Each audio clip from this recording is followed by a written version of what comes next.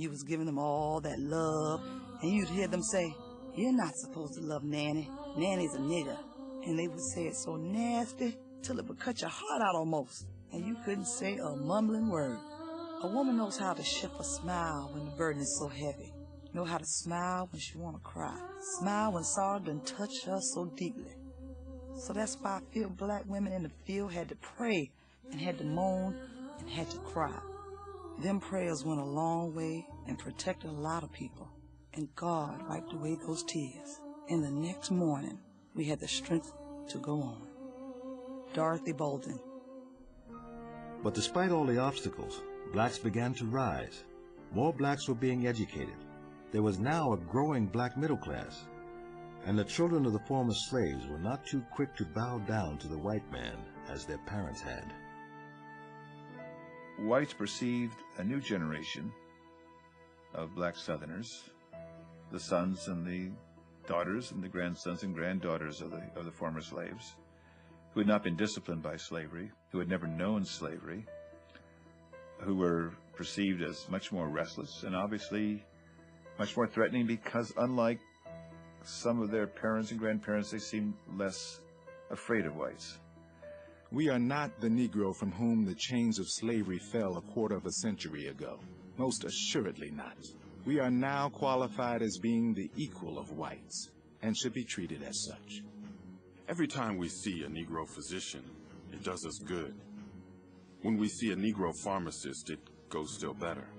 When we see the lawyers, professors, bank presidents, inventors, machinists, mechanics, we grin as much as our mouth will allow and shout, "The Negro is coming."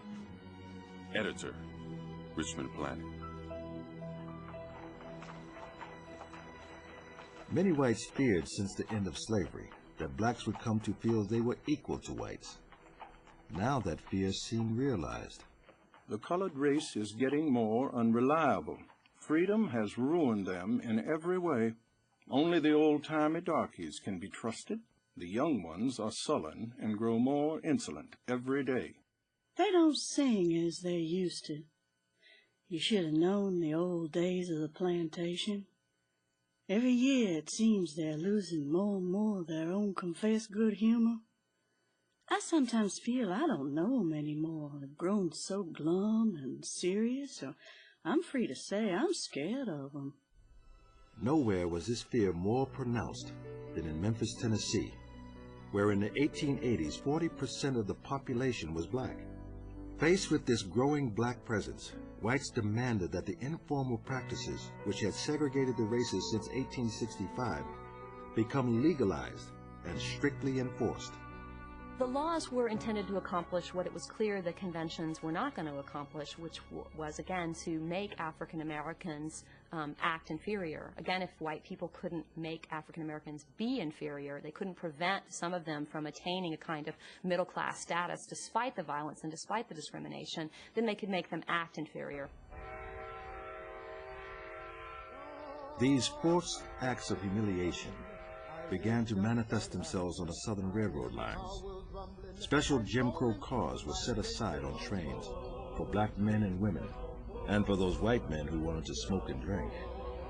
In 1884, Ida B. Wells, a young teacher from Memphis, was quietly reading in a first-class car when the conductor ordered her to move to the Jim Crow car.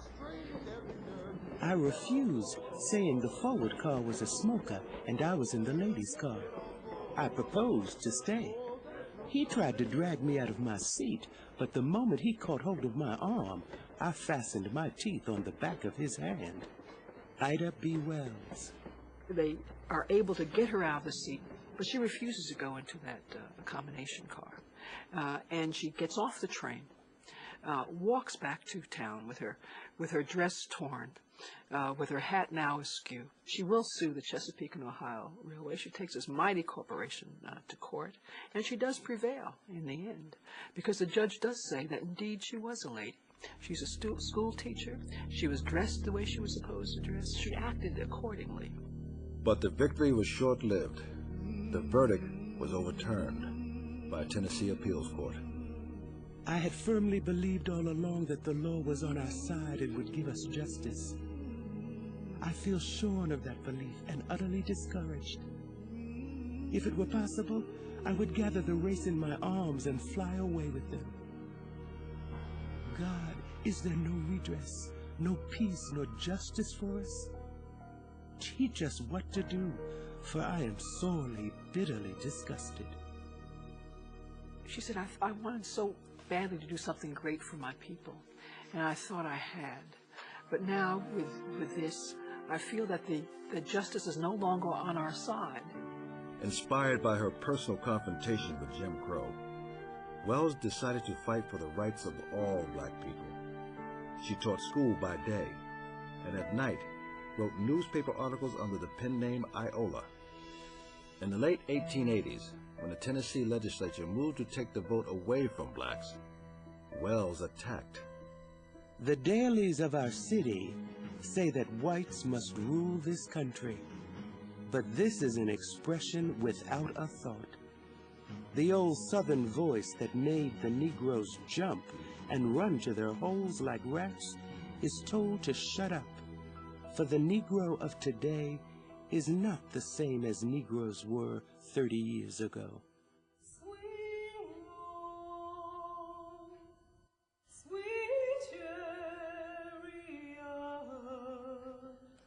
Coming for to carry me home, sweet Lord. But a black man or woman standing up for equal justice in 1892 was taking a serious risk. On the night of March 9th, when Wells was out of town, her friend Tom Moss and 2 others were jailed for defending themselves against several white men who had attacked Moss's grocery store. Masked vigilantes dragged Moss and his 2 friends from their cells to a deserted railroad yard.